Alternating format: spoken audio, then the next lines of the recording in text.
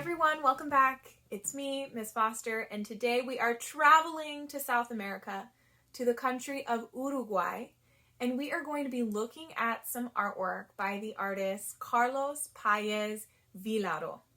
Now, Carlos was a friend of Pablo Picasso, and his artwork might remind you of Picasso's as well, although there are some unique differences. Some of the similarities, though, are that his artwork is noticeable. Like when you look at his artwork, you can tell what the subject is, but it is still very abstract. So we're seeing lots of colors, lots of lines that make it look less realistic and more abstract. One of Carlos Paez Vilaro's favorite subjects were his pet cats. And so today we are going to be inspired by his artwork, and we are going to be making 4 cats in a row. There will be some opportunities here to add your own abstract lines. You don't have to copy exactly what I'm doing. Make your cat spunky and abstract in whatever way makes sense to you. We are going to be drawing with our crayons today and then watercoloring on top for a fun resist. So go ahead and grab your materials. You'll need a piece of paper, some crayons, and your watercolors. And let's get started.